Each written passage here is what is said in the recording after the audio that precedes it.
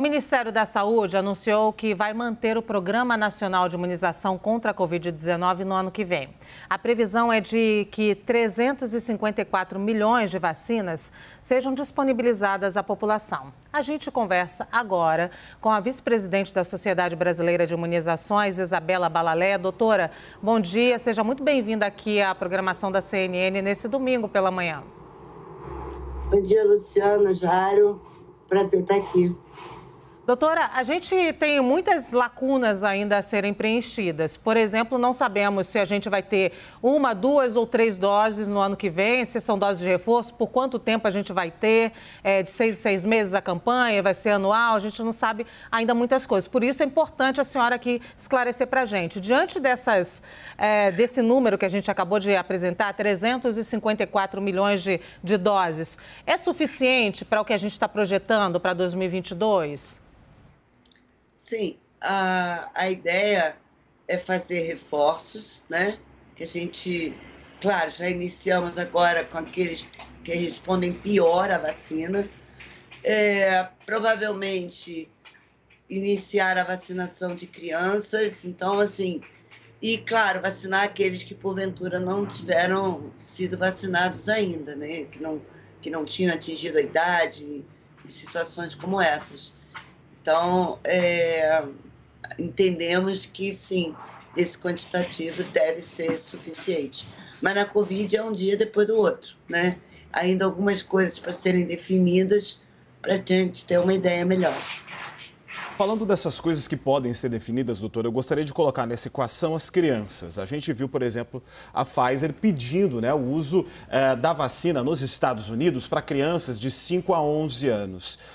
Na sua avaliação, existe possibilidade de algum tipo de revisão aqui no Brasil e a inclusão dessas crianças? Porque nós estamos falando de 354 milhões de doses, o que em teoria daria um número de 177 milhões de pessoas imunizadas. Em que momento que as crianças entram nessa conta? Então, as crianças, eu diria que é certo que em algum momento elas vão entrar. O que a gente precisa de mais definição em termos de Anvisa, né, de licenciamento. Então, a Pfizer está buscando nos Estados Unidos e a gente entende que, licenciando nos Estados Unidos, não vejo muita dificuldade. Dificilmente a Anvisa não vai aprovar, claro, vai revisar, etc., mas não vejo motivos para que não seja. Foi assim com adolescente. Não demorou muito entre o licenciamento para adolescente nos Estados Unidos e para adolescente aqui no Brasil. Doutora, há algum tempo a gente ficava discutindo aqui o surgimento de novas variáveis, né, de novas variações do vírus da Covid-19. E a gente falava também de atualização das vacinas. À medida que o Plano Nacional de Imunização vai aumentando, vai atingindo aí o seu objetivo, a gente vem falando menos das variações, né, da variante Delta. E aí eu queria perguntar à senhora o seguinte, qual é a nossa chance ou a nossa expectativa de atualização das vacinas para o ano que vem? A gente deve ter menos variantes e também não deve ter tantas atualizações da vacina ou isso ainda é um problema? Então, a atualização da vacina até hoje não houve, porque todas essas variantes, né, desde o início até a Delta recentemente, são variantes contra as quais a vacina consegue proteger. Então, isso está muito claro. A gente não fala mais muito em variante, porque a Delta, entre aspas, não vingou muito aqui no Brasil. Não aconteceu com a Delta, que aqui no país, o que aconteceu lá fora. Então, assim, a gente continua vendo a vacinação sendo eficaz, apesar dessas variantes que temos no mundo todo. Agora, se novas variantes vão surgir, vamos torcer que vacinando boa parte da população, grande parte, a maioria da população, a chance de novas variantes, com a diminuição da circulação do vírus, diminui. Então, a gente tem uma probabilidade menor. Mas, como eu já disse, a Covid, um dia depois do outro, a gente precisa acompanhar. Ainda existem variantes que são variantes de interesse. O que é isso? Variantes que ainda não preocupam de verdade, mas que podem vir a preocupar. Doutora, para além da questão política que a gente acompanha, dessas brigas entre o governo do estado de São Paulo e o governo federal, existe alguma possibilidade de prejuízo com a retirada de vacinas do PNI, a exemplo da Janssen e da Coronavac? As que estão disponíveis aqui no Brasil podem talvez atender essa demanda e ajudar no combate à disseminação do coronavírus no país? O que precisa ser definido é que vacina para que grupo. Por exemplo, a Coronavac teoricamente, né, a gente ainda precisa de mais dados, a Anvisa precisa de mais dados para licenciar, mas pela plataforma, pelo tipo de vacina, seria uma vacina excelente para criança. Então, talvez até para adolescente também. Então, eu acho que não é o momento de retirar nenhuma vacina, muito menos as que a gente vai fabricar. Afinal de contas, foi nisso que o país apoiou, na produção, né, na autossuficiência na produção das vacinas de Covid-19. Elas podem não ser suficientes, podem não ser ideais, como, por exemplo, a Coronavac não é uma vacina ideal para o idoso, para o imunodeprimido, mas é uma composição de várias vacinas. Essas doses que a gente já tem garantido para o ano que vem, 354 milhões, leva em consideração essas especificidades, doutora? Porque o que a gente vê hoje é o que a senhora disse, tem aí uma vacina determinada, específica para determinado grupo. Ano que vem, a gente vai continuar com essa lógica ou a gente vai modificar isso à medida que a gente vai ter uma oferta maior de vacinas? Provavelmente vamos mudar isso, é nisso que a discussão é essa, para que a gente possa até definir cada uma delas, quantitativo de cada uma delas e momentos de vacinação de cada uma delas. Doutora, já é possível entender se no ano que vem, além dos idosos, pessoas com menos de 60 anos, começarão um novo esquema vacinal ou tomarão uma dose de reforço? Por enquanto, o que tudo indica, né, o que os dados indicam, é dose de reforço, e não recomeçar desde o início, não. A dose de reforço provavelmente vai ser aplicada em toda a população. Com que frequência a senhora acha que idosos e pessoas com problema de imunidade devem ter essa vacinação, devem ficar tomando essa dose de reforço, doutora? Mais uma vez, o tempo precisa trazer os dados. Então, o que a gente tem hoje é que com 2 doses, esse grupo, em relação aos idosos, a partir de 6 meses, 6 a 8 meses depois, perde a sua proteção. Agora, o que a gente precisa ver? Recebendo o reforço, quanto tempo ainda essa pessoa vai ficar protegida? E em relação aos imunodeprimidos, já está bem claro que o esquema básico vai ser de 3 doses. Eles, na realidade, não estão recebendo reforço, estão recebendo uma terceira dose. E a gente vai ter que acompanhar para saber quando eles podem precisar de um reforço. Doutora, a gente tem visto aqui no Brasil movimentos como, por exemplo, o estudo que foi solicitado ao Ministério da Saúde por parte do presidente da República para a retirada de máscaras. Daqui a pouco nós vamos até ter uma entrevista sobre isso aqui no nosso jornal, sobre um estudo na cidade de São Paulo para a retirada de máscaras. Nós acompanhamos também nos últimos dias a cidade de Duque de Caxias, na Baixada Fluminense, determinando a retirada de máscaras, o que foi derrubado depois pela Justiça. Eu queria saber o seguinte: se nós tivermos esses movimentos com o avanço da vacinação para a retirada dessa barreira de proteção, aquilo que nós temos de disseminação das vacinas no Brasil será suficiente para barrar um possível crescimento, se isso acontecer, da pandemia no país? O Brasil está em boa situação em relação à vacinação. Demoramos, mas temos resultados bastante bons. Precisamos chegar a 90% com 2 doses, né? A gente sabe disso, mas a situação já melhorou. Em relação a tirar máscaras, distanciamento, é claro que isso vai mudar e já está mudando. Ainda não é o momento, precisamos chegar em uma cobertura maior e aí vai depender até de um município ou outro, que não era o caso de Caxias, que tem uma cobertura baixa, e iniciar a retirada das máscaras com cautela em ambientes abertos. Mas fundamental, junto com isso, é educar a população, porque a impressão, quando a gente diz vamos tirar as máscaras, é que está tudo normal. E aí podemos viver novas variantes, podemos viver uma retomada dos casos, como aconteceu com Israel, como aconteceu com o Reino Unido, Estados Unidos, quando já estavam com os casos. Eu gosto o melhor exemplo, ele não é Israel, ele não é...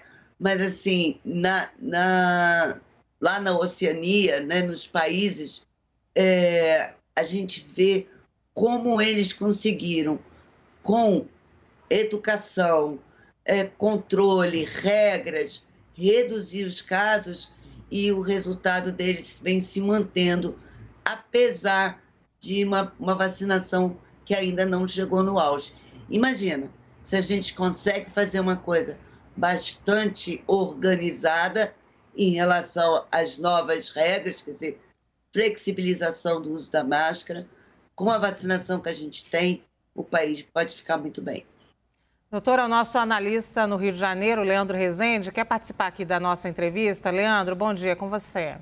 Oi, Lu, bom dia para você, para o Jairo. Doutora, obrigado por estar conversando com a gente aqui nesse domingo. Queria te perguntar sobre o percentual de pessoas vacinadas para que a gente possa ter uma flexibilização. A senhora falava há pouco sobre, vai variar de município para município. Aqui no Rio de Janeiro, por exemplo, na capital, há uma expectativa de que no dia 15 de outubro se chegue a 65% da população da capital com as 2 doses e aí a máscara possa ser flexibilizada, o seu uso para algumas situações específicas. Queria te perguntar, doutora, existe algum consenso na ciência sobre qual percentual de pessoas vacinadas que é necessário ter para que a gente consiga pensar em flexibilizar o uso da máscara com alguma tranquilidade, ou isso ainda não há um consenso na ciência sobre qual é esse número mágico aí que o país e as cidades precisam atingir para poder liberar o uso do acessório, doutora?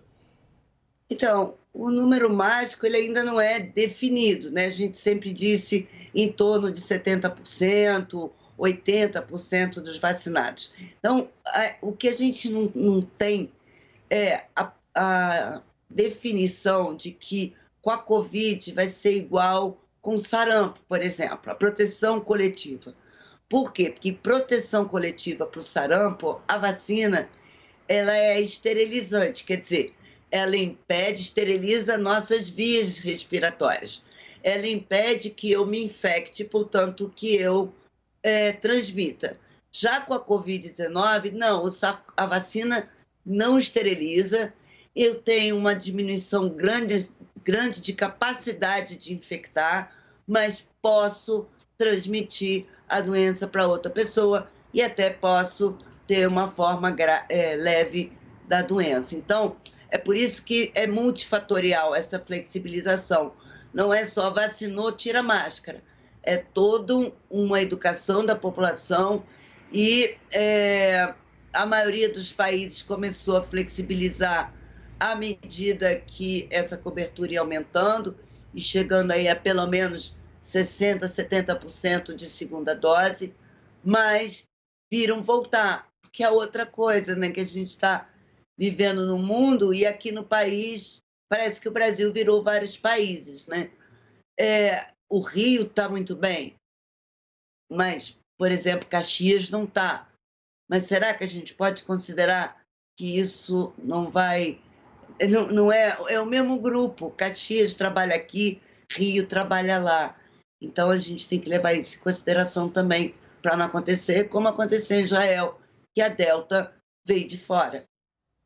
Doutora, a gente tem um planejamento aí do Ministério da Saúde de alcançar neste mês de outubro, no fim do mês de outubro, a imunização completa de toda a população elegível, né? Os maiores de 18 anos e também pode ser que isso se estenda até novembro, atrás de alguns dias. Mas muitos municípios já estão planejando o seu carnaval, porque precisam planejar. Alguns estão falando já, inclusive, de festa de Réveillon.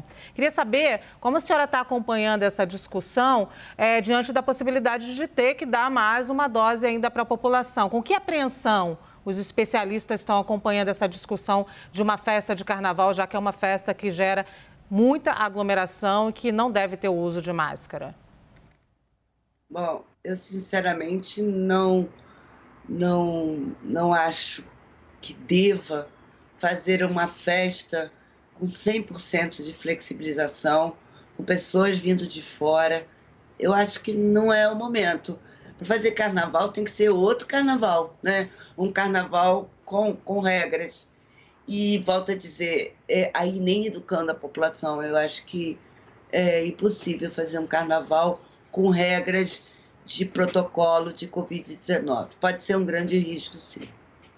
Doutora, para terminar, só queria insistir mais uma questão a respeito das crianças. Eu pergunto isso porque é a dúvida que muitos pais, imagino, têm, que não receberam a vacina ainda, não fazem parte desse grupo elegível, né? Recentemente, nós vimos a Argentina aprovar o uso da vacina da Sinopharm, que ainda não tem disponível aqui no Brasil, para crianças a partir de 3 anos de idade. Por que existe essa preocupação com a aplicação deste grupo dos mais jovens? Tem a ver com o amadurecimento do sistema imunológico das crianças? Qual é a razão dessa preocupação? A preocupação de vacinar, desculpa, Jair, a preocupação de vacinar ou a preocupação com a doença? A preocupação da vacinação dessas crianças, que, por exemplo, que tenham 3 anos de idade, mais jovens, tem a ver com o amadurecimento do sistema imunológico, falta de estudos? Quando um pai tem um filho pequeno, por que ele se questiona? Por que o meu filho pequeno ainda não pode tomar essa vacina? Bom, aqui no Brasil ele não pode tomar ainda a vacina porque a única vacina apresentada à Anvisa foi a Coronavac, que eu já falei aqui, a gente aposta como uma excelente vacina aqui no Brasil para as crianças, mas não apresentou alguns dados. Então, é segurança. A Anvisa não encontrou nada que mostrasse algum perigo ou qualquer coisa em relação à Coronavac para crianças. Mas ela quer mais resultados. Ela quer os resultados mostrando que a vacina é eficaz, que a vacina é segura. É uma segurança, eu falei muita palavra segura, né? Mas é uma segurança para todos nós. E outros países, como o Chile, por exemplo, já está usando a própria Coronavac para crianças acima de 5 ou de 6 anos. Eu não tenho nada contra, mas a gente precisa que o Butantan encaminhe esses dados para a Anvisa. Muito obrigada, então, doutora Isabela Balalé, que é vice-presidente da Sociedade Brasileira de Imunizações.